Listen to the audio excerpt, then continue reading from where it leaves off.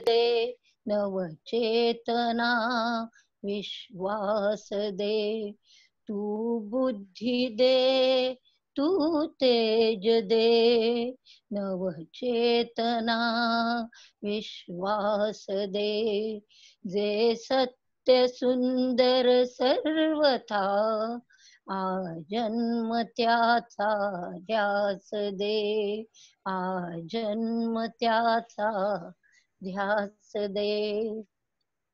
ही प्रार्थना आहे. आणि कालच आपल्या ह्याच्यावरती प्रार्थनेविषयी चर्चा झालेली आहे की प्रार्थना म्हणजे काय. तर प्रार्थना म्हणजे मागणं आहे, पण ते आपल्या करता नाही, हे काल सगळ्यांनी सिद्ध केलंय. आणि त्याच्याही पलीकडे जाऊन एक वाक्य मी सांगेन आपल्याला की प्रार्थना म्हणजे प्युरिफिकेशन ऑफ माइंड. मनातले जे वाईट विचार आहेत, दुर्विचार आहेत, त्या सगळ्यांना भगवंताच्या चरणी अर्पण करणं म्हणजे प्रार्थना. आणि म्हणून कविवर्य बाबा बोरकरांची मला कविता आठवते आहे की देखणे जे हात त्यांना निर्मितीचे डोहळे, मंगलाने गंधलेले सुंदराचे सोहळे, देखणी जी पाऊले जी ध्यास पंथी चालती, वाळवंटातून सुद्धा स्वस्ती पद्मे रेखते. याचा अर्थ असा आहे की देखणे हात आणि देखणं मन हे एकत्र आलं की अशी अनुपम कलाकृती निर्माण होते की जगाच्या इतिहासामध्ये त्याला तोड नसते. आणि म्हणून सुरुवातीला मी आमच्या शाळेत अगदी 2-3 वाक्यात वर्णन करणार आहे की ती आवडते मज मनापासून शाळा, जी लाविते लला चिमुकल्या बाळा. आमची शाळा त्या काळातली अगदी एका वाड्यात भरत होते. पुढे मागे छोटं अंगण, शांतता, 3च खोल्या, 2 वर्ग, एक ऑफिस कम स्टाफ रूम. आणि असं जरी असलं, खेड्यातली शाळा असली, नुकतीच उदयाला आलेली असली, तरी सुद्धा स्वच्छता, टापटीप, वक्तशीरपणा, शांतता, नियोजन आणि कार्यवाही याच्यामध्ये अत्यंत काटेकोरपणा होता.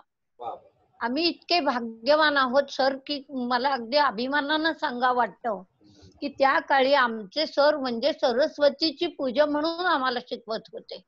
शाळेचा ध्यास का मुलांना लागतो तर तिथे वावरणारा शिक्षक वर्ग कसा असतो याच्यावर त्या शाळेचं महत्व अवलंबून असतं की तिथे बुकिश्वर निर्माण केले जात नाहीत, तर मानवी मनाचं अनुपम लेणं घडावं म्हणून शिक्षणाचा संस्कार करणारे डोळस गुरु ज्या ठिकाणी असतात ते ज्ञानरूपी त्यांनी वसा घेतलेला असतो. आणि विद्यार्थ्यांनी सुद्धा आता जसं मंदार वैद्यांनी सांगितलं की आज आम्ही गेली 22-25 वर्ष ज्ञानेश्वरीचं अव्याहत पारायण करतोय. तो संस्कार येण्याकरता आपल्याकडून म्हणजे वरून धबधबा आधी जोराचा असावा लागतो, तेव्हा त्याला छोटे छोटे ओहळ येतात. नामदेवांनी तर एका ठिकाणी असं सांगितलेलं आहे की नदी कुठे गेली बघायला म्हणून ओहळ पण तिच्या मागे गेले, आणि जे ओहळ गेले ते सुद्धा नदीरूप झाले. आणि या सगळ्या नद्या पुन्हा महासागराला मिळतात. तसं शिक्षणाचं आहे. आणि म्हणून शिक्षक हा शिल्पकार आहे, राष्ट्राचा शिल्पकार आहे. राष्ट्राचं जे भावी धन आहे ते विद्यार्थी आहे. आणि त्या विद्यार्थ्यांचं अनुपम शिल्प घडवायचं काम, त्यांचा सर्वांगीण विकास करणं, त्यांच्यामध्ये ज्ञान लालसा निर्माण करणं, समाधीपणा निर्माण करणं, वेगवेगळ्या क्षमतांची जिज्ञासा त्यांच्यामध्ये वाढवणं, याच करता शिक्षणाचा उपयोग आहे. आणि त्याला शिक्षण म्हणायचं. याकरता शिक्षकांना विद्यार्थ्यांच्या सूक्ष्म आणि सुप्त गुणांचा शोध घ्यावा लागतो. शिक्षकाकडे घारीची नजर आणि बगळ्याच्या सावध भक्ष प्राप्तीतील यशस्वी तपस्या असायला हवी आहे.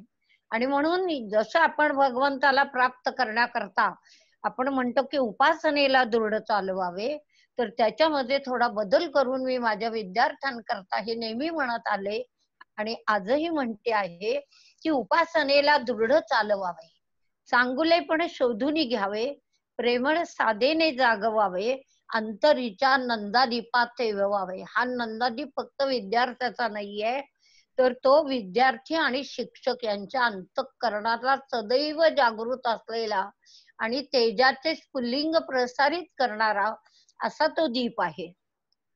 आणि सर तुम्हाला आश्चर्य वाटेल, मला असं जेव्हा मी अगदी सुरुवातीला शिक्षक झाले त्या क्षणापासून मला विद्यार्थी आणि शिक्षक याच्यामध्ये भक्त आणि भगवंताचं नातं जाणवत आलं. ज्ञानदेवानी जसं म्हणलं की पाया पडू गेले तव पाऊलचे न दिसे, उभाची स्वयंभू असे हा, समोरची पाठीमोरा न कळे, आणि पुन्हा बघितलं तर दत्तची पडिले तैसे. ही भगवंत आणि भक्ताची जी काही नाती आहेत ती मला विद्यार्थी आणि माझ्यामध्ये अशी जाणवतात. आणि म्हणून शाळा किती मोठी, किती सुंदर, किती सुखसोयी, यापेक्षा तिथल्या शैक्षणिक वातावरणाचा विद्यार्थ्यांच्या सर्वांगीण जीवनाला काय उपयोग होतो हे महत्वाचं आहे. मी जेव्हा इथे शाळेत आले, लागले, त्या दिवशी मी बघितलं की छोटी छोटी बालकं मॉन्टेसरीत येताना हाताची घडी आणि तोंडावर बोट ठेवून खालपासून वर जायचे. दिवसभर वर्गामध्ये पट्टीचा, डस्टरचा ठण ठण ठण आवाज यायचा. मुलांना दोन दोन पट्ट्या एकत्र करून फटाफट मारलेलं मी पाहिलं. माझ्या पोटात असं कालवून यायचं, अंगावर काटा यायचा. वाटायचं जाऊन सांगायला पाहिजे की अरे ही किती कोवळे जीव आहेत, यांना कसं जपायचं हे जरा शिकून घ्या. पण कोण हा आगाऊपणा करणार म्हणून मी काही बोलले नाही. आणि म्हणून शिक्षक पेशा हे शिक्षकानं वरदान मानलं पाहिजे. कुठेही मधल्या काळामध्ये असं घडलं शिक्षणात आज जे वारं वाहतंय त्याचं कारण असं आहे की जी कुठेही सर्व्हिस मिळाली नाही म्हणून अनेक मुलांनी मुलींनी बीएड केलं आणि ते शिक्षक झाले. पण अशा तऱ्हेने झालेला शिक्षक विद्यार्थ्यांचं आयुष्य घडवू शकत नाही. पण त्याही पुढे जाऊन मी असं म्हणेन की पाण्यात पडल्यानंतर आपण जर पोहायचा प्रयत्न केला तर पाणी आपल्याला वाचवतं. आणि म्हणून शिक्षकाची महत्वाची जबाबदारी आहे की त्यांना आपली शैक्षणिक पातळी वाढवता वाढवता आपल्या पेशाविषयीच्या आत्मीयतेची पातळी सुद्धा वाढवायला पाहिजे. मुलांमध्ये प्रचंड उत्साह असतो, तो फक्त वातावरण निर्मितीनं कसा आउटलेट त्याला द्यायची हे आपल्याला माहिती करून घ्यायला पाहिजे. याकरता मी प्राध्यापक लीला पाटील, शोभा भागवत, व्ही चिपळूणकर, महाराष्ट्र राज्य यांचे विचार जाणून घेतले, ऐकून घेतले, प्रत्यक्ष भेटून त्यांच्याशी चर्चा केली. आणि मग शिक्षक होण्याकरता आपल्यामध्ये काय काय गरजेचं आहे. तर ज्या वेळेला लर्निंग हा शब्द आपण वापरतो त्यातला एल म्हणजे लिसन, म्हणजे मी आधी ऐकायचं आहे समोरच्याचं. ई म्हणजे अर्न, मी प्राप्त करायचं आहे. ए म्हणजे ऍडमायर, मी समोरच्याचं करायचं आहे. आर म्हणजे रिव्हिजन, मी त्या सगळ्या चांगल्या गोष्टींची पुन्हा पुन्हा करायची आहे. एन म्हणजे न्यूसन्स, मुलांमध्ये जे जे बाल्य आहे, जो खोडकरपणा आहे तो शिक्षकांना सहन करायचा आहे. आणि आय म्हणजे त्याचं एक सुंदर इमेज आपल्या अंतःकरणात साठवायचं आहे. आणि एन म्हणजे नॉट काढायचा आणि तिथे वायची योजना करायची. आणि जी म्हणजे विविध गेम्स, ऍक्शन्स, उपक्रम यांच्या माध्यमातून आपण विद्यार्थ्याचं शिल्प घडवायचा प्रयत्न करायचा.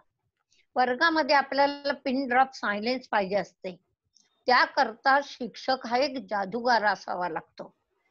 जादूगाराच्या पोतडीमध्ये जसं किती नाविन्याने भरलेलं असतं तसं शिक्षकाकडे बहुश्रुतता, कथा, कविता, गोष्टी, कोडी, प्रसंग असं भरपूर माध्यम त्याच्याकडे असायला पाहिजे.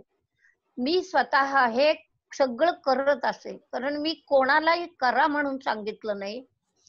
मूल्य शिक्षणाचा आमचा तास असायचा तर रोजच्या मूल्य शिक्षणाला मी स्वतः एक फुलस्केप लिहून वेगवेगळ्या विषयांवर मुलांच्या सहकार्यानं आमचा हा मूल्य शिक्षणाचा तास मी घडवून आणत असे.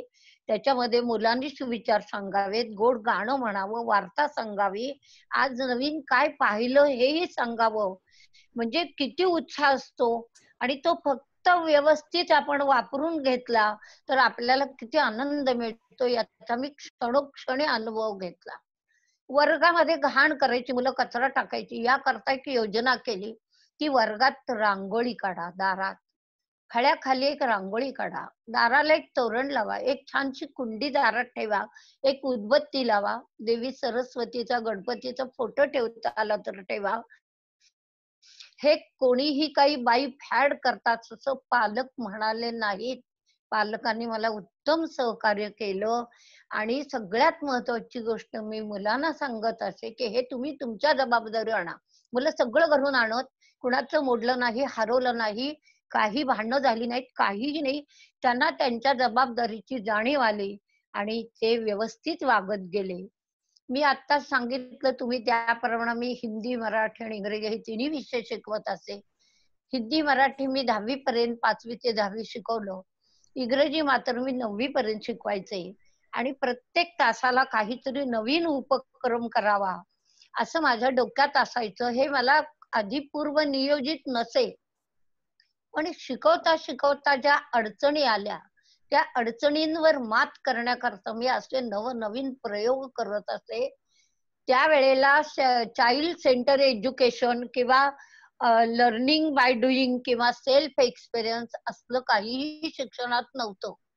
पण मी हे प्रयोग रोज करत असे आणि मुलांना पण काहीतरी पाठ्यांशाला असं नवीन ऐकायला खूप आवडायचं. आणि म्हणून 8वी, 7वी, 9वीच्या मुलांकडून त्यांच्या पुस्तकाचं पूर्ण परीक्षण मी करून घेतलं.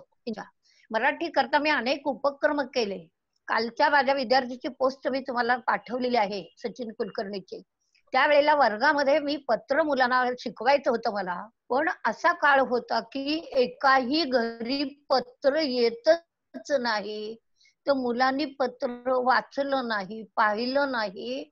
मग मुलांना पत्र लिहायला येणार कसं? मग मी डोकं चालवलं. मी स्वतः एक 25-30 आंतरदेशीय पत्र, 25-30 कार्ड आणली आणि ती सगळी मुलांना दिली आणि त्याच्या आधी मी पत्र कसं लिहायचं हे स्वतः लिहून दाखवलं. अनेक साहित्यिकांना मी 50-60 साहित्यिकांना पत्र लिहिली. त्यांची उत्तम आलेली उत्तरं मी सर्व वर्गातल्या मुलांना वाचून दाखवत असते. आणि त्याचा परिणाम असा झाला, की एके दिवशी मी मुलांना म्हणलं, "अरे आता पालकांना पत्र लिहा." तर केवढा आनंद त्यांच्या चेहऱ्यावर होता. मुलांनी लगेच आंतरदेशीय पत्र आणलं, कार्ड आणलं, कुणाजवळ पत्र नव्हतं तर एक फुलस्केप घेतला आणि तासाला अगदी पिन ड्रॉप सायलेन्स असायचा. मुलांना कधी पट्टी मारावी लागली नाही, कधी डस्टर आपटावं लागलं नाही. ती फक्त माझ्या डोळ्यात बघत असत आणि त्यांना काय हवं ते मिळालं, की लगेच वर्ग एखाद्या जादू केल्यासारखा चालू राहायचा.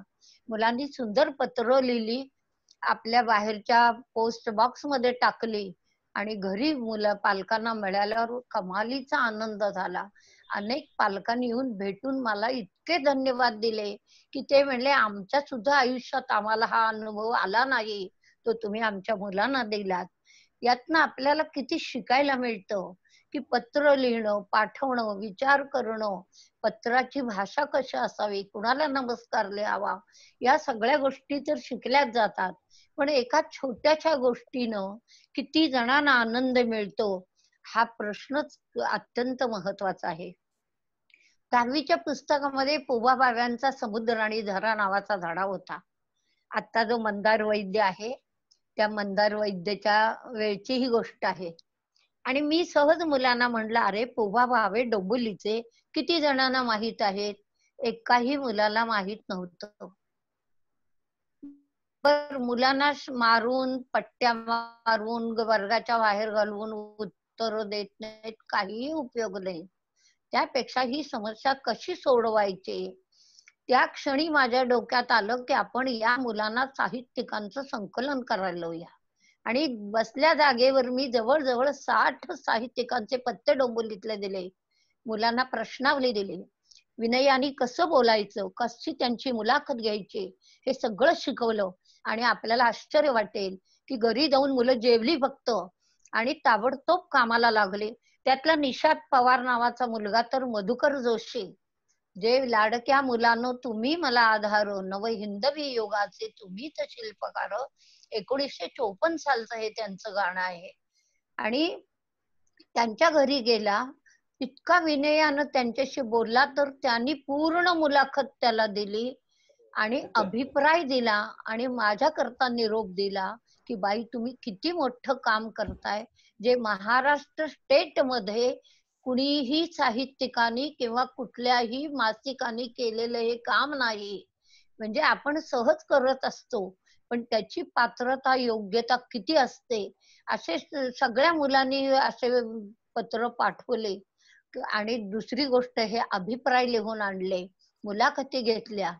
एकेका मुलाला 4-4 वेळा बोलवलं आणि त्यांचे फोन आले मला, की "बाई तुमची मुलं किती गोड आहेत." म्हणजे एकाही मुलाबद्दल तक्रार आली नाही, की हा मुलगा असाला, असा बोलला. उलट त्या मुलांचं कौतुक झालं. आणि 70 साहित्यिकांचं आमच्याकडे संकलन झाल्यानंतर मी मुलांना म्हटलं, "अरे हे आता हे इतकं ठेवून उपयोग नाही. आपण ह्याचं एक छानसं मासिक काढूया आणि एका छान साहित्यिकाच्या हस्ते याचं आपण प्रकाशन करूया." आणि म्हणून पद्माकर चितळे नावाच्या ठाण्याच्या मोठ्या साहित्यिकांना बोलावलं. दिवाळीसारखा हा उत्सव लक्ष्मी निकेतनला सादर झाला तर त्याच्यामध्ये पालक होते, मुलं होती, आमचे सर्व शिक्षक होते. 1-2 वर्गाची मुलं आम्ही त्याच्यात मुद्दाम की त्यांनी शिकावं म्हणून ठेवली होती. आणि आमचा सगळा स्टाफ होता आणि निमंत्रित होते. सांगायचा मला आनंद हा आहे, की ज्या मुलांनी ज्या साहित्यिकांचं संकलन केलं, त्यांच्याकरता पुष्प, नारळ आणि भेट ही त्या मुलाने आणली होती. पालकांसहित त्यांनी ती मुलं साहित्यिकांना दिली. साहित्यिकांनी तर आम्हाला सांगितलं, की 60 वर्ष आम्ही डोंबिवलीत राहिलो, पण कुणीही आमच्या साहित्याची दखल घेतली नाही. तुम्ही किती मोठं काम करत आहात. म्हणजे अशा तऱ्हेनं आपण एखादी गोष्ट मनात आणली. कष्ट खूप असतात. विरोध करणारे तर खूपच असतात. ते म्हणणार तुम्ही शिक्षण तज्ञ आहात का? अमुक आहात का? तमुक आहात का? शिक्षण संचालक आहात का? मी फक्त एकच वाक्य सांगायची, की मी चांगली बहीण, चांगली आई, चांगली शेजारीण आहे. शिक्षक आहे की नाही मला माहित नाही. पण माझ्यासमोर असलेल्या मुलांचं भवितव्य उज्ज्वल व्हावं, याकरता मला जे प्रामाणिकपणाने करावं लागतं. याच्यात शाळेला एक पैशाचा खर्च नाही. पालक हौसेने करतात. आणि अशा तऱ्हेचे अनेक अनुभव आपण घेतले. आकाशवाणीवर आम्ही मुलं घेऊन गेलो. 6-7 बालनाट्य आम्ही आकाशवाणीवर केली. ऐकू या गोष्ट, गंमत-जंमत, बाल दरबार या सगळ्या ठिकाणी मुलांना घेऊन गेले. सगळे त्यांना अनुभव दिले. गडकरी रंगायतांना नाटकं केली, रामचंद्रला नाटकं केली. आणि विविध प्रकारच्या अनुभवातनं मुलांना पुढं नेणं हा माझा एक स्वभाव होता. आणि त्यासाठी मुलं मला अत्यंत सहकार्य करत होती. एकही मुलगा म्हणायचा नाही, की "हे कशा करता?" किंवा कुठलेही पालक तक्रार घेऊन आले नाहीत. आपल्याला याही बाबतीत आश्चर्य वाटेल, की आम्ही आकाशवाणीवर गेलो, गडकरी रंगायतांना गेलो, रामचंद्रला गेलो, आणखीन कुठे-कुठे दामोदरला गेलो. त्या प्रत्येक ठिकाणी पालक स्वतः माझा सुद्धा डबा घेऊन यायचे. "बाई तुम्ही इतकं करता, आम्हाला एवढं तरी करू दे." हे माझं भाग्य होतं. आणि अशा तऱ्हेनं आमचा प्रवास चालू होता. ही जी मुलं आहेत, ही प्रयोगातनं पुढे गेली, पेंढारकरला गेली. पेंढारकरला आमचा राजेश देशपांडे आणि आणखीन काही 2-4 मुलं अशी गेली. तिथं गेल्यानंतर त्यांना खंदारे म्हणून नागपूरच्या एक मॅडम होत्या शिकवायला. त्या असं नुसतं पाठ्यपुस्तकं वाचून दाखवायच्या, काय-काय शिकवायच्या. मग मुलं म्हणाली, "मॅडम आम्ही जरा बोलू का?" त्या म्हणाल्या, "बोला ना, काय हरकत आहे?" मग त्या म्हणाल्या, "तुम्ही आमच्याकरता असं काहीतरी बाई आमच्याकरता असे उपक्रम करा." तर त्या म्हणाल्या, "मला कसे करायला येणार? मी जेंट्स आहे का? मी लेडीज आहे आणि माझ्या कपॅसिटीज आहेत. मला काही जमणार नाही." मुलांनी हर तऱ्हेने सांगून बघितलं, त्यांच्यात काही फरक पडला नाही. मुलं माझ्याकडे आली आणि म्हणाली, "बाई असाच आहे." म्हटलं, "नाराज होऊ नका. आपण प्रयत्न करू. मी करते. तुम्ही एकच काम करा, बाईंना माझ्याकडे घेऊन या." मग मुलं बाईंना माझ्याकडे घेऊन आले. आल्यावर मी त्यांचं मनःपूर्वक स्वागत केलं. चहापान वगैरे झालं आणि म्हटलं, "आता आपण माझे हे उपक्रम आहे ते आपण शांतपणे बघा." आणि मी तासावरून येते. 1-1.5 तास, 2 तास त्या हलल्या नाहीत. त्यांनी सगळे उपक्रम बघितले आणि एकच वाक्य त्या डोळ्यात पाणी आणून म्हणाल्या, की "बाई मला आज आपल्या पेशाचं महत्त्व कळलं. असतं ते काय असतं ते आज मी समजले." म्हणजे घेण्याची सुद्धा वृत्ती पाहिजे. आणि म्हणून आपल्याला पुढे जायचं तर काहीतरी वेगळं करता आलं पाहिजे. आपल्या मुलांना कंटाळा नाही आला पाहिजे. कोणताही तास कंटाळवाणा झाला असं मुलांनी म्हणू नये. त्याकरता आपल्याकडे सदैव काहीतरी उत्साहाचा धरा पाहिजे. इंग्रजी तर मी वेगळ्या पद्धतीने शिकवायची, की रोज 4 मुलांना थांबवून ठेवायचं क्रमाने 1 ते 4, 4 ते 8 अशी मुलं आणि त्यांना एक-एक परिच्छेद द्यायचा छोटा-छोटा. तो त्यांना वाचायला लावायचा. त्यातले शब्द त्यांना काढायला लावायचे, अर्थ काढायला लावायचे. मी स्वतः डिक्शनरी घेऊन बसत असे. मुलांना डिक्शनरी द्यायची, शब्द शोधायला लावायचे. सुरुवातीला खूप जड गेलं, पण एकदा त्यांना आनंद वाटल्यावर काहीही जड गेलं नाही आणि माझ्या तासाच्या आधी ही 4 मुलं वर्गामध्ये हे प्रयोग करून दाखवायची. इतका सुंदर व्हायचा, की पुढे-पुढे मुलं इतकी रमून अभ्यास करायला लागली, की सेल्फ स्टडी काय असतो हे त्यांना वेगळं सांगावं लागलं नाही आणि they were getting great happiness by the activities हे मला आवर्जून सांगायचं आहे. गोट्यांचा एक धडा मला शिकवायचा होता. गोट्या म्हणजे आपण ज्या वैदुल वगैरे खेळतो त्या गोट्या. आणि बाई मला एकदम म्हणाल्या, "खटावकर तुझा मला तास बघायचा आहे उद्या इंग्रजीचा." मी म्हटलं, "बाई काहीच हरकत नाही. पण आमचा तास मैदानावर होणार." त्या म्हणाल्या, "कसं काय?" मी म्हटलं, "हो गोट्यांचा धडा शिकवायचा आहे. तो मी वर्गात फळ्यावर कसा शिकवते ना." आता मला हे कसं येत होतं, कारण माझं बालपण खेड्यात गेलं. गोट्या खेळताना मी माझ्या भावंडांना वगैरे बघितलं होतं आणि गंमत म्हणून सांगते आणि खरंच सांगते, की आम्ही मुली सुद्धा त्यावेळेस गोट्या खेळत होतो. आई-वडील काय आपल्या अंगणात गोट्या खेळायला नको म्हणायचे नाही. आणि म्हणून मलाही गोटे खेळायला यायच्या. मग मी बाईंना म्हणलं, "वर्ग आमचा मैदानावर असेल, तुम्हाला तिथे ऑब्झर्व्ह करावं लागेल." बाई म्हणलं, "ठीक आहे." आणि संपूर्ण धडा खेळाच्या माध्यमातून शिकवला आणि अशा तऱ्हेनं खेळातून आपण विद्यार्थ्यांना जे शिक्षण देतो किंवा इंग्रजीचं आता मी सांगितलं त्यातून त्याचे किती परिणाम चांगले होतात, याचा मला पावलं-पावले अनुभव यायचा. 5-6 वर्षापूर्वी एका विद्यार्थिनीचा अल्पना काळकरीचा मला फोन आला. "बाई, ते बाई म्हणणं जे असतं ना, ते आत अगदी अंतरात जाऊन भिडतं. आपण लगेच म्हणतो, "काय गं?" तर ती म्हणाली, "बाई काहीतरी सांगायचंय." "सांग, सांग काय सांगायचंय?" तर "बाई मी मुंब्रा पॉलिटेक्निकला लागले." म्हटलं, "व्हेरी काँग्रॅच्युलेशन तुझं." "नाही बाई वेगळंच सांगायचंय. माझं शिकवणं, माझं इंग्रजी आणि माझं फ्लुएंट इंग्लिश मुलांना इतकं आवडलंय, इतकं आवडलंय, की मुलं म्हणतात, 'बाई हे तुम्ही कुठे शिकलात?' तर बाई मी तुमचं नाव अगदी अभिमानानं सांगितलं आणि मला ह्याचा खूप आनंद होतो. म्हणजे आपण जे पेरतो ते दुष्ट बुद्धीनं पेरलेलं नाहीये. त्याच्यात आपला काहीही फायदा नाहीये. फक्त आनंदानं वाढवणे आणि दिव्यानं दिवा प्रज्वलित करणे हेच काम असतं. आणि मग ती आनंदासाठी केलेला आनंद आणि आनंदून केलेली कृती म्हणजे माझ्या दृष्टीने शिक्षण आहे, असा मी विचार केला. म्हणजे त्याचा अर्थ मी असा घेतला, की ही जी खळाळती मन आहे, त्या खळाळत्या मनाला सारखं काहीतरी वेगळं आपण दिलं तरच ही मुलं इथे शांत बसणार, नाहीतर अवघड आहे. आत्ताच आषाढी एकादशी होऊन गेली. त्यावेळेला आषाढी एकादशी आली. मी मुलांना म्हणलं, "आपण दिंडी काढायची का?" सगळी मुलं हे करून जोरात ओरडतात. म्हणजे त्यांना हे करण्याचा इतका आनंद असतो, फक्त त्यांना आपण संधी दिली पाहिजे. मग विद्यार्थ्यांनी वारकरी झाले, संत झाले, ज्ञानेश्वर झाले, निवृत्त झाले, सर्व तऱ्हेचे विठ्ठल रुक्माई झाले. पालकांनी मनोमन सहकार्य केलं आणि मी नुसतं थांबले नाही. तर माझ्या मैत्रिणी ज्या भजनामध्ये उत्तम गातात, त्या मैत्रिणींना मी बोलावलं आणि विद्यार्थ्यांना मी त्या तबला पेटीच्या साथीवर भजनं गायला शिकवली. आणि आमचं जे गोंधळकर महाराजांचं वारकरी संप्रदायाचं जे भजनी मंडळ आहे, त्यांना विनंती केली, की तुम्ही पण आमच्या दिंडीमध्ये सहभागी व्हावं. मग पालक, दिंडी सगळे सहभागी झाले आणि पोलीस स्टेशनचं मदत घ्यावी लागते. ती घेतली आणि हे सगळे आमची दिंडी निघायला सुरुवात झाली. एवढ्यात एस.के. पाटीलचे धो विद्यार्थी आणि राधाबाई साठेचे विद्यार्थी. मी म्हटलं, "हे कसे आमच्यात आले?" तर ते म्हणले, "पोलिसांनी आम्हाला सांगितलेलं आहे, की खटावकर बाईंची दिंडी निघते आहे. तुम्ही फक्त त्यांच्या मागे उभा राहा." म्हणजे एका 600 मुलांना मी आनंद देणार होते, तर जवळ-जवळ 2500 विद्यार्थ्यांना त्या दिवशी आनंद मिळाला. सगळी दिंडी मंदिरात गेली, भरपूर फोटो काढले. इतके सुंदर फोटो आले की मी एखाद दिवशी आपल्याला आपल्या मंडळात आणून दाखवेन ते फोटो.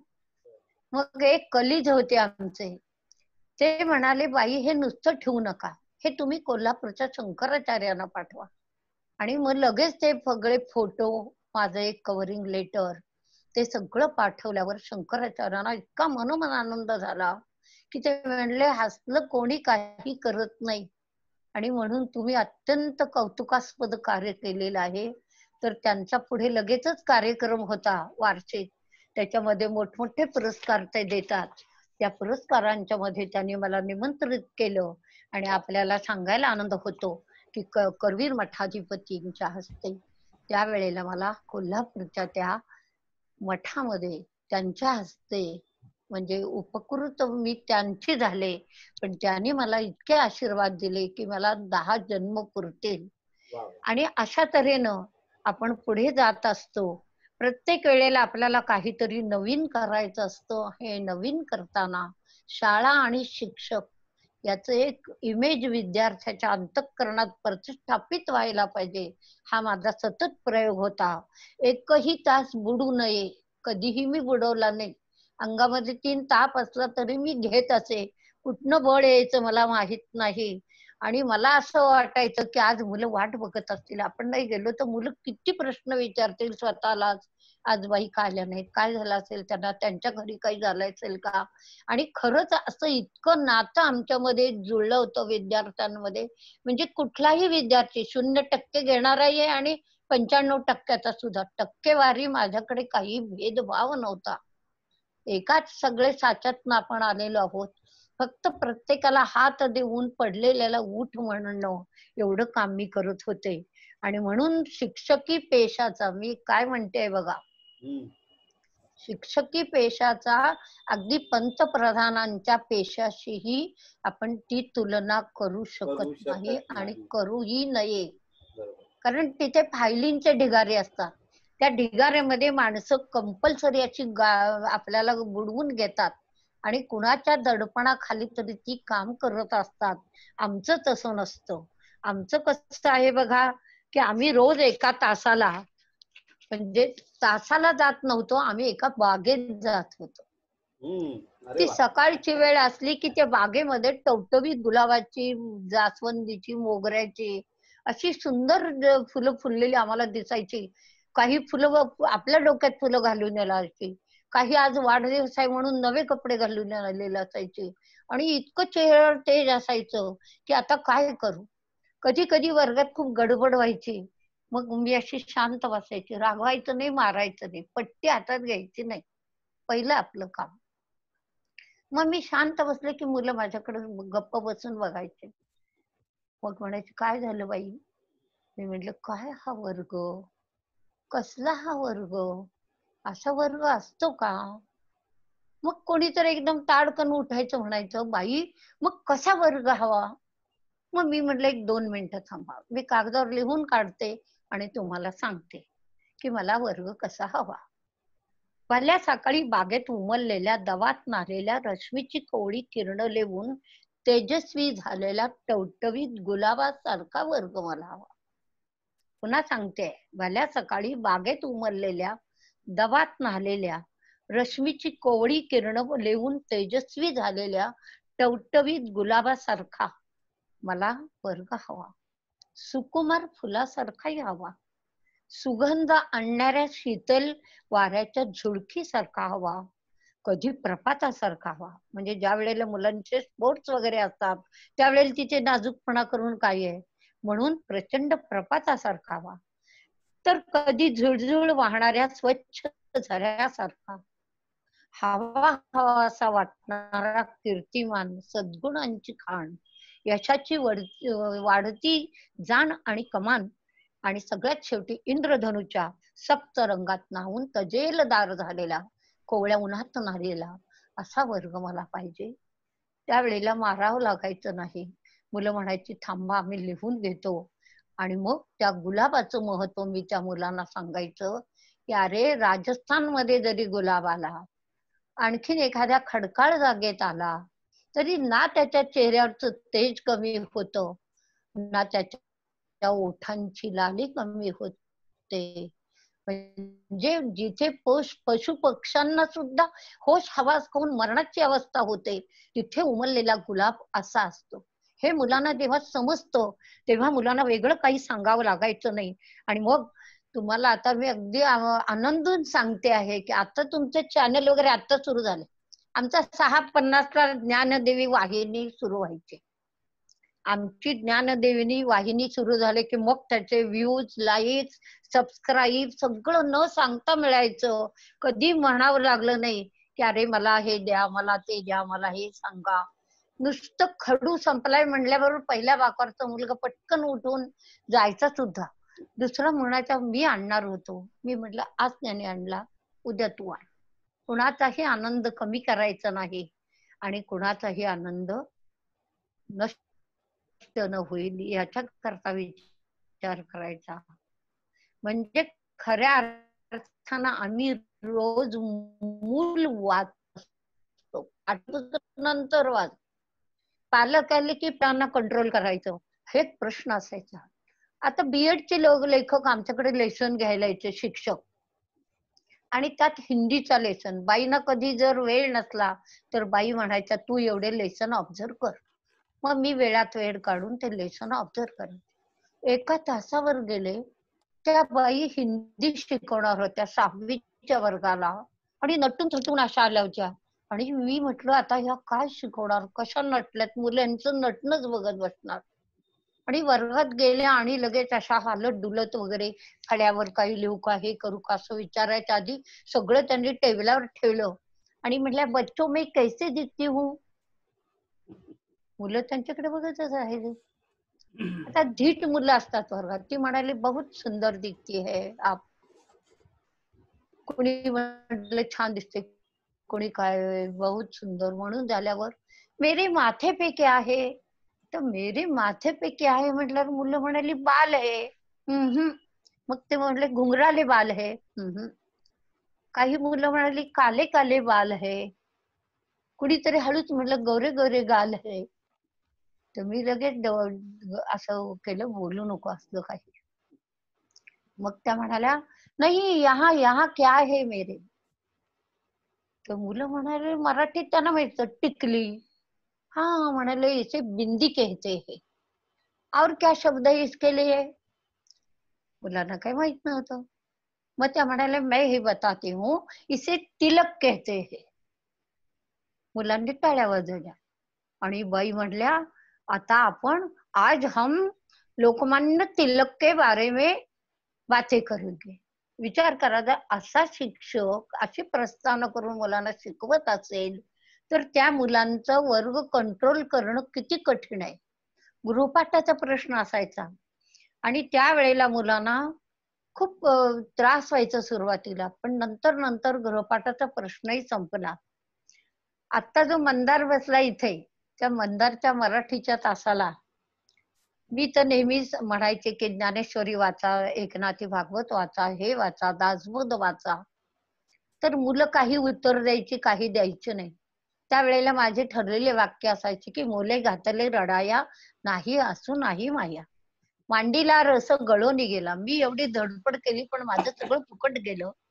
ये हृदयींचे ते हृदयी मी कशी घालणार. हे सगळं म्हणल्यानंतर मुलांना मग खूप आनंद व्हायचा. मग ते म्हणायचे नाही बाई आता उद्याच करणार नाही. त्याच वेळेला चेतना सरदेसाई नावाची पुण्याची एक FY मधली मुलगी होते.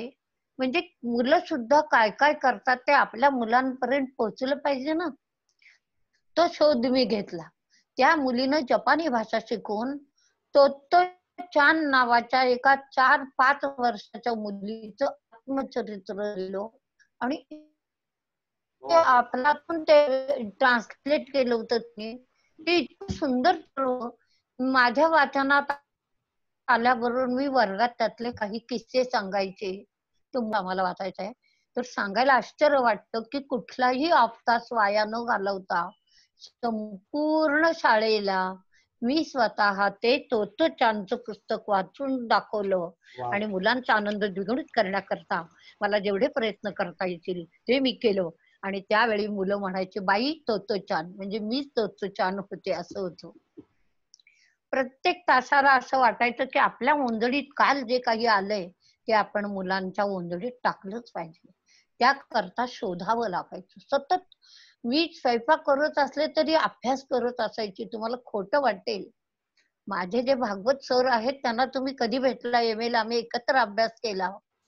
तर मी पोळ्या भाकरी करत असताना कॅलेंडरला माझं पुस्तक चिमट्यानी लावलेलं असायचं, हम्म. की आज गेल्यावरती मुलांना ह्याच्यातनं मला हे तर मी शिकवणारच आहे, पाठ्यपुस्तकात आहे ते, पण त्याच्या पलीकडे जाऊन त्यांना एका नदीमध्ये, समुद्रामध्ये ज्ञानाच्या कसं अवगाहन करता येईल याचा विचार माझ्या मनात असायचा.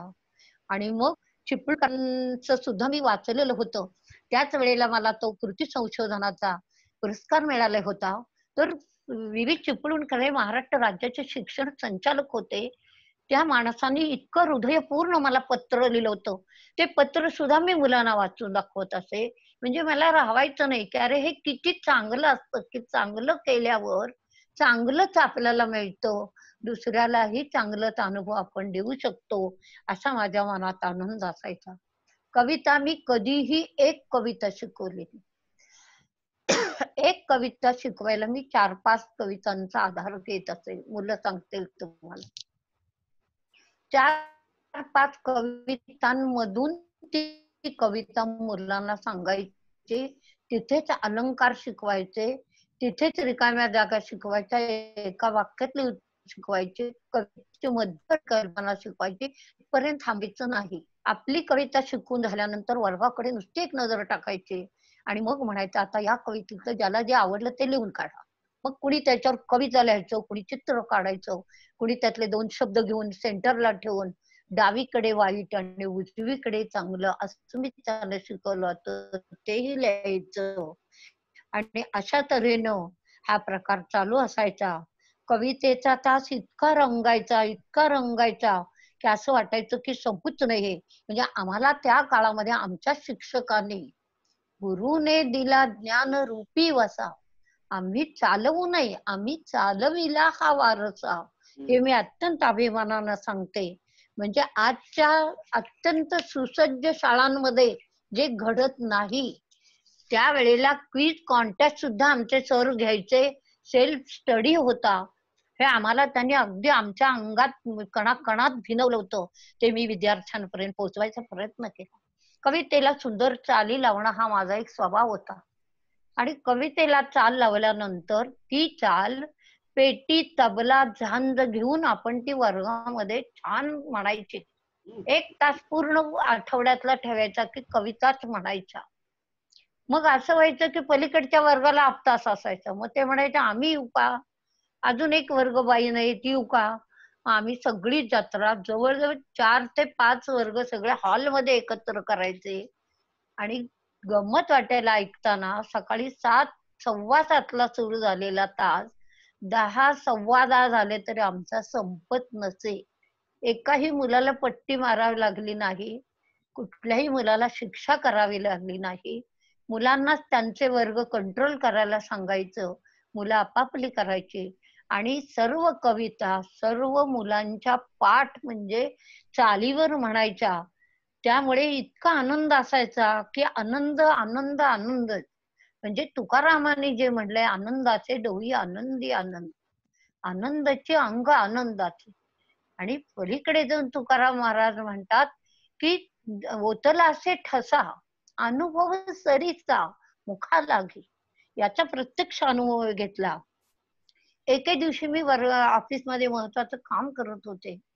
तेवढ्यात एक 5वी-6वीतली छोटी मुलगी आली, मुग्धा देसाई म्हणून. एकदम आम्ही मुलांना म्हणजे शिक्षकांना सांगितलं होतं, की त्यांना जर काही बाईंशी बोलायचं आहे, असं जर मूल म्हणालं, कारण कुणाला उलटी होते, कुणाला काही त्रास होतो, कुणाच्या पोटात दुखतं, हे वर्गात सांगू शकत नाहीत मुलं. तर त्या मुलांना पूर्ण परमिशन द्या आणि ताबडतोब तुम्हाला जमलं तर त्याच्याबरोबर या. नाहीतर त्या मुलाला माझ्या ऑफिसमध्ये किंवा मी ज्या वर्गात असेल तिथे येऊ दे. ती मुलगी आली, मी कामात वर्क. बाई, म्हटलं काय ग? बाई, मला तुमच्याशी बोलायचंय. म्हटलं काय बोलायचं? अगं मी कामात आहे, बोल ना. नाही बाई, तुम्ही बाहेर या. आता मी जरा बावरूनच गेले, म्हटलं हिला बाहेर आहे काय आहे, तुझं काही हरवलं का? हे बाहेर गेले. हरवलं का? पोटात दुखतंय का? भूक लागली का? मग काय आहे? इतकं म्हणेपर्यंत तिने मला इतकी घट्ट मिठी मारली आणि जोर जोरात रडायला सुरुवात केली. मी तिला घट्ट धरलं आणि म्हणलं, अगं देसाई, काय झालं? जे काय झालं त्याचं रडून संपणार आहे का? तू मला सांग. ती म्हणाली, बाई, अगदी खरं सांगू का? मला तुमची मुलगी व्हायचंय. मी म्हटलं, अगं तू माझी मुलगी आहेसच. तसं नाही म्हणाली. तुम्ही माझी मुलगी का, म्हणजे तुम्ही तुमची मुलगी का झाले नाही आणि तुम्ही माझी आई का झाला नाही, हे रात्रभर माझ्या डोक्यात आहे. आणि माझी आई अशी का आहे? म्हटलं, अगं आपण आईला सांगू सगळं समजून, तू आता माझी मुलगीच आहे. ती म्हणाली, नाही, मला खरंच मुलगी व्हायचंय. मग म्हटलं, आता ह्याच्यावर एक उपाय आहे की आपण बाप्पाला सांगू की हिला पुढच्या जन्मी माझी मुलगी कर. हो, तेच तेच म्हणाली. म्हटलं काय? तिने खिशातनं पत्र काढलं आणि ती म्हणाली, मी हे बाप्पाला लिहून आणले. माझ्या डोळ्यातनं अश्रूंच्या धारा लागल्या. मी म्हटलं, खरंच आपण मुलांना कधी पट्टी मारली नाही, किती बरं केलं. वरच्या वर्गांचे नुसते फटाफट आवाज ऐकून माझ्या पोटात गोळा येतो. म्हणजे मुलांच्या अंतःकरणातला जो खरं देव असतो तो जागवायचा असतो. आणि त्या देवाला आपण जे वंदन करतो ती खरी सरस्वतीची पूजा असते, ते शिकवणं असतं. अश्रू भरल्या नेत्राने मी तिला असं घट्ट धरलं, तिच्या आईला समजावून सांगितलं. आणि असे कितीतरी पालक याच्या आल्याबरोबर रडायचे आणि मग म्हणायचं, आम्हाला कळतच नाही मूल कसं सांभाळायचं. मी म्हटलं, तुम्हाला मी एक मीटिंग घेते आणि मीटिंग मध्ये एवढंच सांगते, अभ्यासाचं काही बोलणार नाही, की मूल कसं सांभाळा, मुलाला खाऊ कसं घाला, त्याच्याशी गप्पा कशा मारा, त्याला पुरवाळा कसं. एवढं केलं तरी त्याला भरपूर टॉनिक मिळतं आणि मग शिक्षक झाल्यात आपल्याला किती आनंद होतो. म्हणून शिक्षक हे पेशा आहे, वरदान आहे माझ्या दृष्टीनं. आणि विद्यार्थी हे माझं दैवत आहे. ते लवकर शिकून घ्या असं मी मुलांना म्हणायची, सगळं शिकून घ्या. एक पालकले म्हणले, अहो तुम्ही किती छान छान शिकवता, पण आमचा मुलगा न वेगळाच आहे. म्हटलं, वेगळा म्हणजे काय आहे? त्या म्हणाला, कुठलंही पेन आणलो, कितीही महागड आणलो तरी तो ते पेन शिल्लक ठेवत नाही. मग काय करतो? ते मोडून टाकतो. म्हटलं, एक काम करा, ते पार्टिशनच्या मागे तुम्ही उभे राहा. मी पालकाचे आले मुलांची तक्रार घेऊन की त्यांना पार्टिशनच्या मागे उभं करायचं आणि मुलांना बोलवायचं आणि मुलांच्या अत्यंत प्रेमाने विचारायचं, काय झालं, काय म्हणले बाबा, काही झाले का, काही तक्रार आहे का. अशा वेळेला मुलं लगेच म्हणायचे, हो बाई, बाबा, आई येणार आहेत तुमच्याकडे. कशाला येणार आहेत? म्हटलं, आलेत ते, बोलवूया त्यांना. मग त्यांना बाहेर बोलवलं. म्हटलं, अहो बोला आता याच्यासोबत. मग त्यांनी सांगितलं, हा असा असा करतो. मग मी म्हटलं, अरे बाळा, तू असं का करतोस? तो म्हटला, तुम्हीच तर सांगितलं नाही का प्रत्येकात देव असतो, ते मी शोधतो. 5वीतला मुलगा होता की मी त्यात देव शोधतो. आणि दुसरी गोष्ट, तुम्ही म्हणाला शिकून घ्या, मी बघतो आहे पेन कसं तयार करतात हे मला बघायचं असतं. म्हणजे एवढ्या लहान वयामध्ये मुलांच्या अंतःकरणात कोणत्या भावना असतात ते जाणल्याशिवाय आपण त्यांच्यात अभ्यासाची पोती टाकू शकत नाही आणि ती टाकूही नाही. आमचा शिंगाडे नावाचा एक विद्यार्थी अत्यंत अफलातून, कधी एका ठिकाणी बसणार नाही, काही बडबड बडबड करणार आणि अभ्यासात पण एवढा हुशार नव्हता. मग मी त्याला सतत कामात गुंतवून ठेवायचे.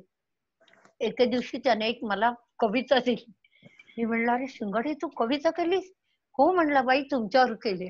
म्हटलं, हो का, बघू आण इकडं. तर त्यांनी पहिल्यांदाच दिलं, त्या आमच्या खडकावरच्या मडक्यात बाई तुम्ही पेरता. म्हणजे त्याला हे कळलं की आपण खडक आहोत, मडकं आहोत. बाईने कितीही प्रयत्न केले तरी आपण सुधारू शकत नाही. पण अशा मुलांना सुधारण्याचा आनंद आपण घ्यायचा असतो. राजेंद्र काळे नावाचा एक विद्यार्थी, राजेंद्र काळेला मी म्हटलं, की किती छान तू, किती अक्षर छान वगैरे. आणि कधी कधी सुविचाराचा त्यांना असा विस्तार करायला लावायचा. एकदा सुविचार झाला, एकमेका सहाय्य करू अवघे जरूर. सहामाही परीक्षा झाली. तिचा कोळी नावाचा विद्यार्थी बसला आणि काळे हा वर्गातला पहिला नंबरचा विद्यार्थी, अक्षर सुंदर. त्याची एक गंमत सांगते तुम्हाला, तो खेळात पण हुशार. म्हणजे जनरली असं नसतं की जी मुलं अभ्यासात हुशार आहेत ती वर्गात बसतात पीटीच्या तासाला, तासाला सुद्धा जात नाही, कारण त्यांना असं वाटतं तेवढी 4 गणितं सोडवून होतील, तेवढे 2 प्रश्न लिहून होतील. हा सगळीकडे हुशार, खेळात हुशार, नाटकात हुशार, सगळीकडे हुशार. तर हा मुलगा शेवटच्या तासाची, चौथ्या तासाची 10 मिनिटं उरली की पुढे वहींचा तास चालू असायचा, त्यांचं लक्ष नसायचं, त्या फळ्यावर लिहित असायच्या. हा मुलगा मागे 10 मिनिटात डबा खाऊन घ्यायचा. मग मुलांनी बघितलं, तक्रार आली. मी म्हटलं, अरे काळे हे काय? काळे म्हणला, माझी तेवढी 10 मिनिटं कमी होतात ना खेळातली. म्हणलं, अरे तुझं बरोबर आहे, पण उद्या तुझ्या बरोबर आणखीन 10 मुलं जर ही डबा खाऊन खेळायला लागली तर कसं होणार? आता ह्या काळीनी 6वीच्या परीक्षेमध्ये गंमत केली. लवकर लिहून झाला पेपर अर्धा तास, आणि त्या मागच्या कोळीला काहीच येत नव्हतं. त्याचा अख्खा पेपर काळेने लिहिला आणि झालं. दोघांचे पेपर गठ्ठ्यात आले. पेपर तपासायला घेतले. अक्षर दोघांचं सारखं आणि अक्षर आणि अक्षर सारखं. म्हटलं हे काय प्रकरण आहे? हे काळेला आपण बोलूया. काळेला बोलावलं. म्हटलं काय काय हे काय? काळे म्हटलं, एकमेका सहाय्य करू अवघे जरूर सोपं. तुम्ही नाही का शिकवलं? अरे म्हटले, मी शिकवलं, पण ते व्यवहारिक जगामध्ये, परीक्षेमध्ये अशी कापी म्हणतात त्याला. तू दानाला जाशील, तुझं नाव काढून टाकू दे का शाळेतनं? मग शेवटी शिक्षा करूनही काही उपयोग नसतो. दोघांचे पेपर कॅन्सल केले आणि बाईच्या परवानगीनं नवे पेपर लिहून घेतले. हा बोर्डात पहिला आला पुन्हा विद्यार्थी, आणि आपल्या इथलं जे रॉयल कॉलेज आहे त्या रॉयल कॉलेजमध्ये तो प्रिन्सिपल झाला. म्हणजे अशी मुलं आहेत. इथे मंदार बसलेला आहे, त्या मंदारच्या बद्दल बोलायचं राहून जाईल माझं. तर मंदारनं 11वी पासून जे ज्ञानेश्वरीचं सुरू केलं, आज जवळजवळ 100-200 लोक त्याच्या गटामध्ये आहेत. ज्ञानेश्वरीची वेगवेगळी मंडळ आहेत डोंबिवलीमध्ये. आणि दर रविवारी 10 ते 11 या वेळामध्ये ही मुलं एकेकानी एक असे वाटून घ्यायचे अध्याय आणि त्याचा अभ्यास करायचा आणि त्याच्यावर निरूपण करायचं. मला किती आनंद होता. आज माझे विद्यार्थी कुठे कुठे जाऊन पोचतायत. उच्च पदस्थांचाही मला आनंद होतो आणि अशा तऱ्हेनं कार्यरत असलेल्या मुलांचाही मला आनंद होतो. आणि म्हणून प्रज्ञा साबळेचं एक उदाहरण मी तुम्हाला सांगणार आहे. प्रज्ञा साबळे ही तर खूपच वेगळी मुलगी. हुशार म्हणजे किती हुशार मर्यादाच नाही. कविता तिच्या आधी शिकून झालेली असायची, शिकवण्याआधी. शिकवता शिकवता ती तिची एक कविता त्या कवितेसारखी तयार करायची. कविता झाली की आणखीन चित्र काढून मोराचं वगैरे इंद्रधनुष्याचं तयार असायचं. म्हणजे आपण फक्त पाया पडू गेले तेव्हा पाऊलच न दिसे, हा अनुभव खरोखरी यायचा. आता या मुलीला करता मी असे काव्याचे प्रयोग केले की मुलांना उत्तम भाषण शिकवले. मुलांना 2 वाक्य बोलता येत नाही, माझी आई माझी आई. मग त्यांना घरदार, मुलं भावंड हे शिकवलं. भाषणामध्ये ती मुलं पुढे गेल्यावर मी कवितेचे प्रयोग केले त्यांच्यावर, आणि मी स्वतः त्या मुलांबरोबर कविता करत असे. ज्या वेळेला शिक्षक असं म्हणतं, तुम्ही बघा एवढं लिहा, मी आलोच. मुलं काहीही लिहित नाही. हा मला अनुभव होता. त्यामुळे मी ठरवलं की गेलंच तर अत्यंत जबाबदार विद्यार्थ्याच्या जबाबदारी वर्ग सोपून जायचं. मग जे सगळे मला तास मिळायचे ऑफ तास, मी सर्वांचे ऑफ तास वापरत असते. खरंच सांगते, म्हणजे मुलं खोटं बोलणार नाहीत आणि मी खोटं बोलत नाही. सर्व कवितांचे प्रयोग त्यांच्यावर एवढे केले की पाऊस विषय दिला, अमुक दिला, तमुक दिला. आणि मग ही प्रज्ञा साबळे आहे की बाकीच्याने लिहिलं, पाऊस पडला, झाले हल्ली पाणी वाहिलं, मुलं त्यात खेळली, नावा सोडल्या, अमुक केलं, तमुक केलं, सगळं लिहिलं.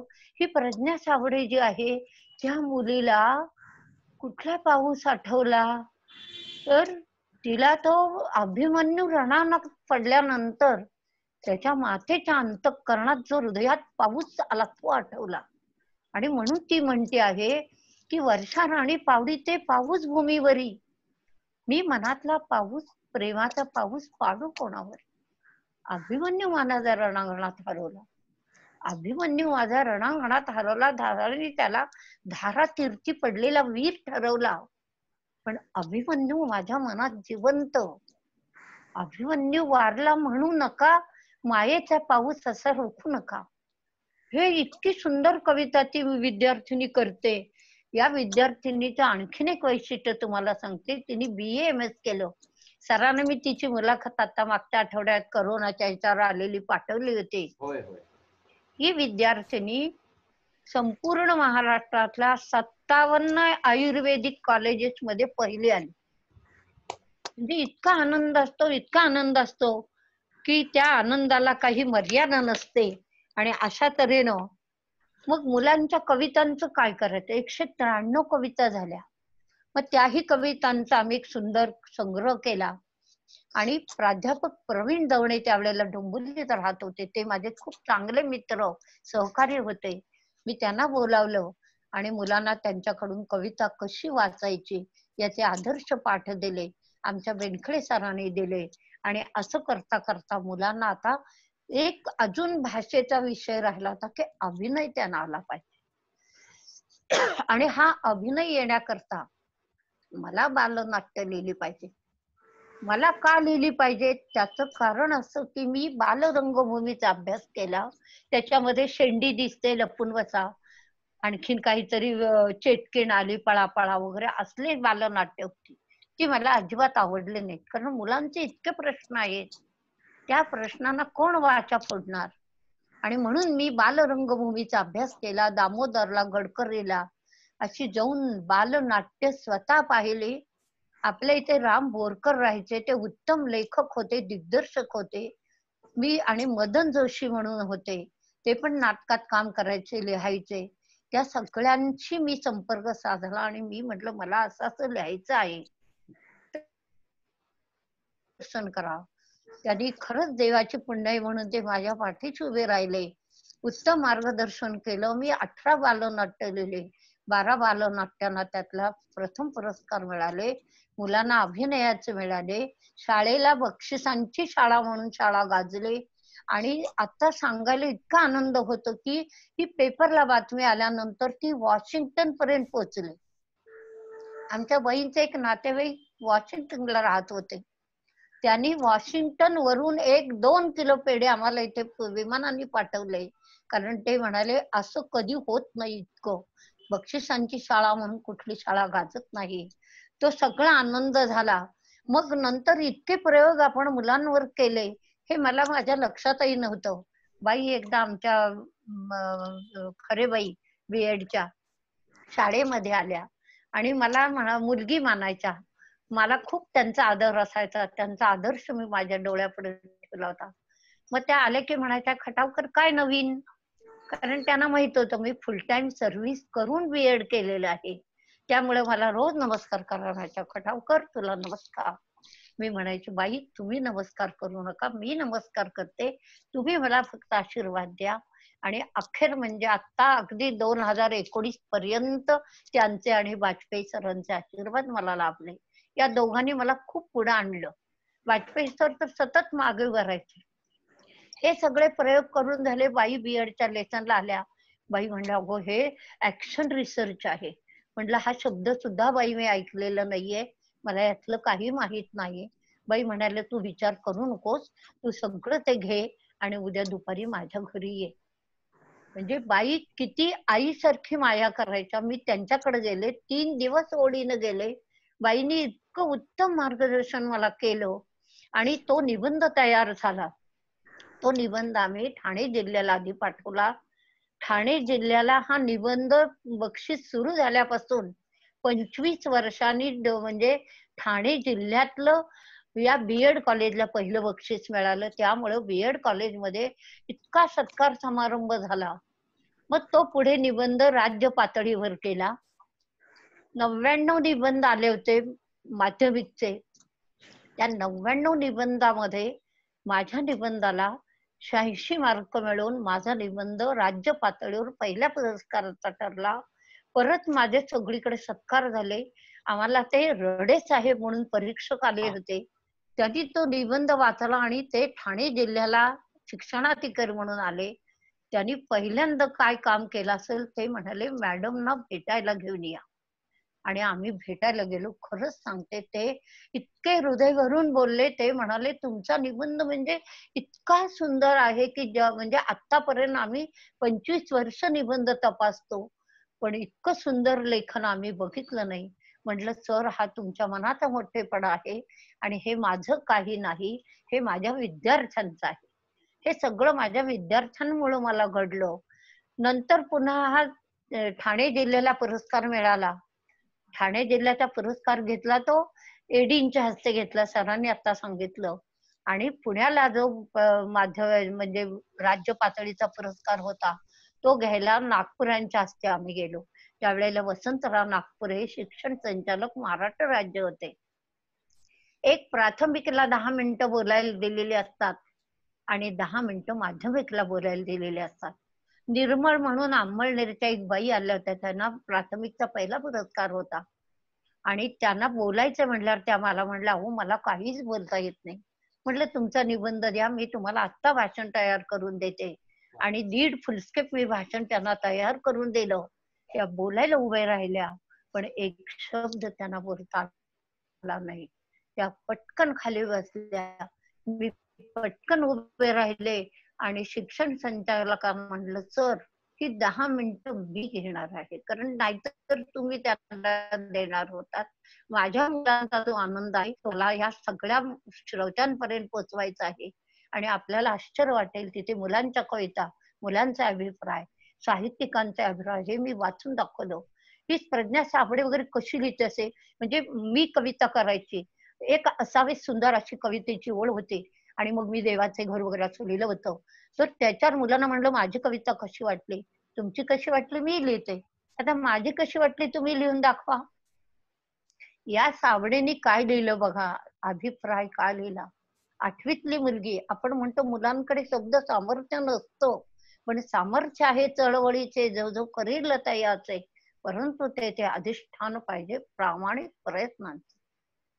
त्या मुलीनं लिहिलं, बाईंची कविता, नक्षत्र लेण्यातील चांदण्यांचे अलंकार घालीत आकाशाशी नातं जोडून घेत. आपण कल्पना करू शकत नाही, इतकं मुलांकडे असतं. आता यापुढे ह्या निबंधाला तिथेही पुरस्कार झाला. त्यानंतर ठाणे जिल्हा, नंतर वसई जिल्हा आणि पुणे जिल्हा असं 3 जिल्ह्यांचं मिळून पायलट स्कीमचं 24 वर्षाचं उल्हासनगरला बीएड कॉलेजमध्ये ट्रेनिंग सुरू झालं. ट्रेनिंग सुरू झाल्यानंतर 4 दिवस होऊन गेले आणि 5व्या दिवशी बाईंचा मला निरोप आला की, अहो खटावकर, तुला उद्या तुझा निबंध तिथे ऍक्शन रिसर्चचा सादर करायचा आहे. मी म्हटलं, बाई माझं शक्य आहे का, मला एवढा अनुभव आहे का? हे लोक प्रिन्सिपाल आहेत, व्हाईस प्रिन्सिपाल आहेत, मुख्याध्यापक आहेत, व्हाईस मुख्याध्यापक आहेत, पर्यवेक्षक आहेत, आणि मी किती लहान, मला कसं काय जमणार? बाई म्हणाल्या, काही सांगू नकोस, तुला तो निबंध सादर करायचा आहे आणि मी मागे तुझ्या उभी राहते, तू घाबरू नकोस. मी इथली शाळा करून 2:30 वाजता कसं तरी कन्सेशन घेऊन गेले. धडधडत होतं पोटात, म्हटलं एवढ्या मोठ्या लोकांच्या पुढे आपण कसं काय बोलणार. महाराजांचं नाव घेतलं. 3 वाजता बरोबर व्याख्यान सुरू होणार होतं. 3 वर्ग केले होते. आर्ट्सचे वर्ग वेगळा, सायन्सचा वेगळा, कॉमर्सचा वेगळा, आणि आर्ट्सच्या शिक्षकांकरता मला ते बोलायचं होतं. मी बोलायला सुरुवात केल्यापासून आपल्याला आश्चर्य वाटेल, टाळ्यांचा प्रचंड कडकडाट. 40 मिनिटं झाली भाषण होतं आहे माझं, तेवढ्यात शेजारच्या दोन्ही वर्गातले मुलं आली आणि म्हणाली, इथे काय चाललंय?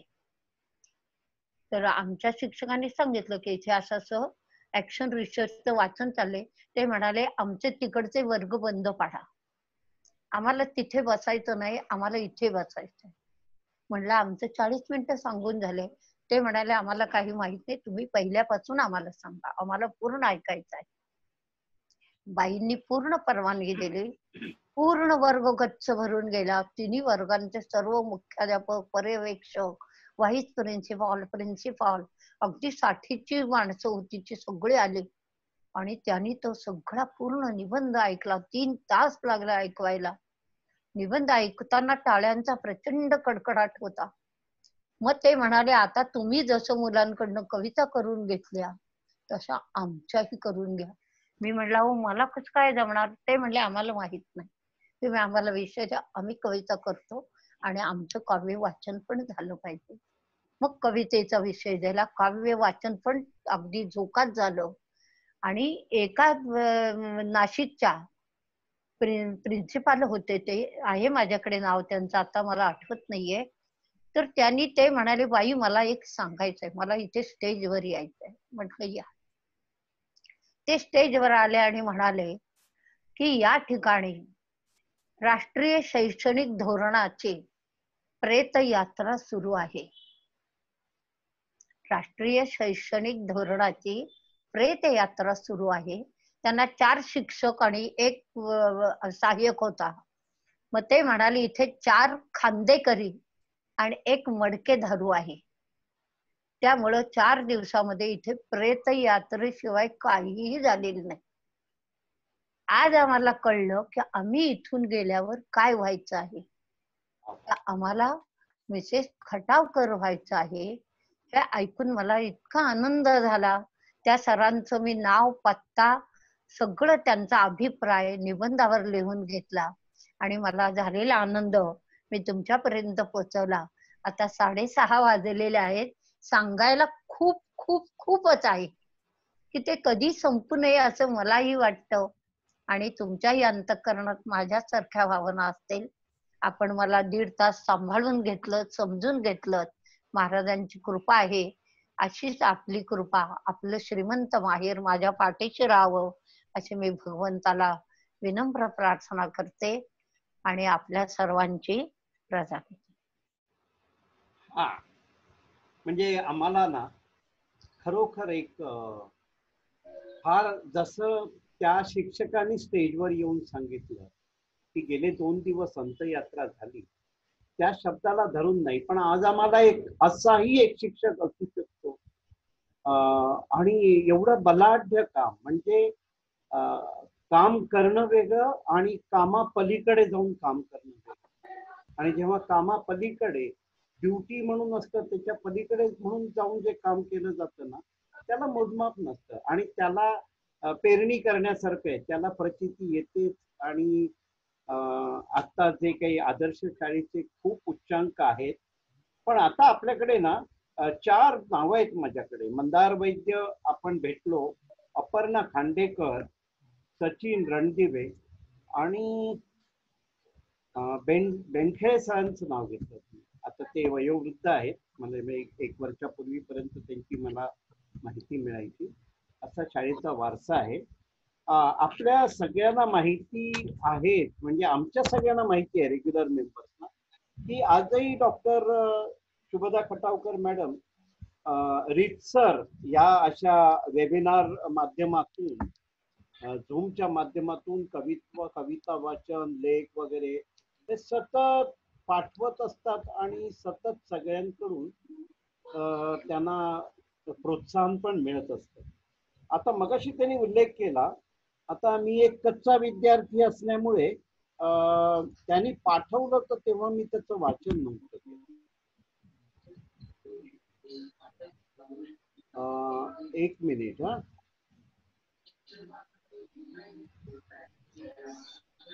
सचिन कुलकर्णी. हो, ते त्यांनी सचिन कुलकर्णी, पण त्यांनी सचिन कुलकर्णी टिटवाळा. हो हो, पण इतकं छान लिहिलेलं आहे ना त्यांनी की आपल्याला पूर्ण वाचता नाही येणार आहे. थांबा, कारण ना आता आपल्याला डॉक्टर शुभदाताईंकडून कळलं त्यांच्या प्रवासाबद्दल, आणि ते त्यांनी सहज त्यांच्या लिखाणात लिहिलेलं आहे आणि त्याचा आपण 1-2 मिनिटात आढावा घेऊ. खटावकर बाई असं म्हणतात की असं म्हणतात की देवाला सगळीकडे उपस्थित राहता आलं नाही म्हणून त्यांनी आईची निर्मिती केली. पण ह्या पुढेही जाऊन मी म्हणतो की आईसारखेच तिच्या अनुपस्थित आपल्या मुलांवर चांगले संस्कार व्हावे म्हणून बाईंची निर्मिती झाली. निदान माझ्या बाबतीत तरी तसेच आहे. मी आदर्श विद्यालयाचा विद्यार्थी, मला वाटत 6वीला असेल. पुणे विद्यापीठाच्या इंग्रजीच्या परीक्षा घोषित झाल्या होत्या. त्याचे वर्ग दर शनिवारी सकाळी शाळा सुटल्यानंतर भरायचे आणि ते घ्यायला बाई यायला लागल्या. ती बाईंची आणि माझी पहिली भेट. पहिल्या दिवशी आम्हाला काही मराठी वाक्य इंग्रजीत करायला सांगितली गेली. ते केल्यावर एक एक जण ते वाचून दाखवायला लागले. माझा नंबर आल्यावर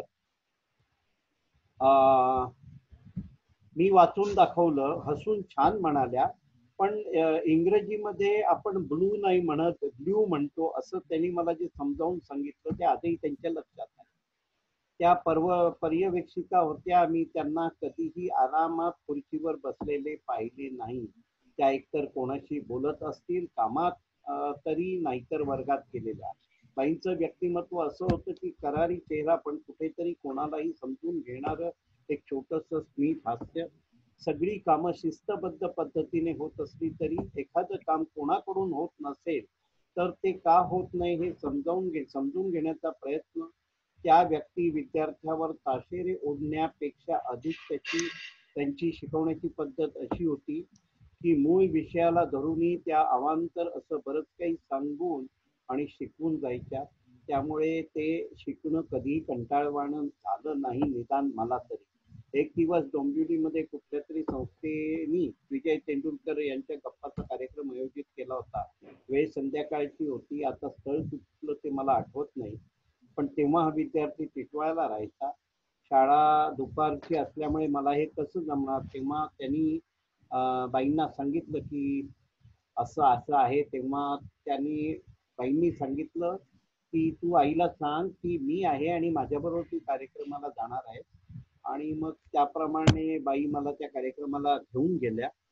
माझ्या आयुष्यातलं पहिलं साहित्य संमेलन पण ठाण्याला त्यांच्याबरोबरच पाहिलं, अनुभवलं.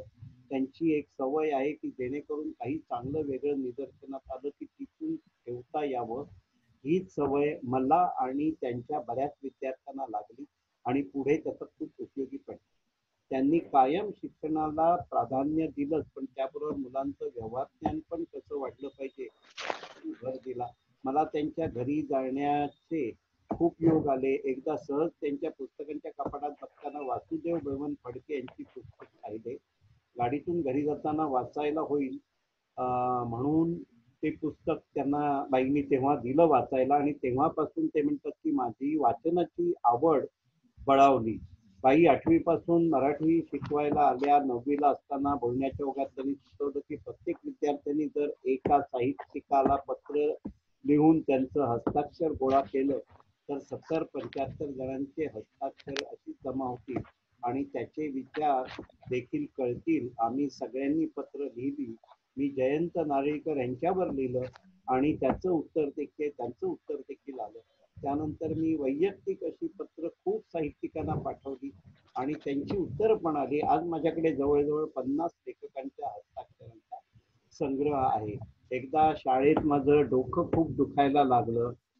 तो त्यांनी अनुभव दिलाय की बाईंनी मला औषध दिलं, डबा अगोदर खायला सांगितला. म्हणजे नुसतं तू घरी जा, मी घरी जाऊ का विचारायला गेलो होतो इथपर्यंत न राहता. आणि आदर्श शिक्षक, पर्यवेक्षिका. आता आपल्याला जे डॉक्टर ताईंकडून ऐकायला मिळालं त्याची प्रचिती आज इतक्या वर्षानंतर एक स्टुडंट देतो आहे. तर आम्हाला खूप धन्य वाटलं. एका मोठ्या शिक्षकाला भेटल्याचा आनंद मिळाला आणि तुम्ही आमच्या बरोबर आहातच आणि शिक्षक म्हणूनच आहात.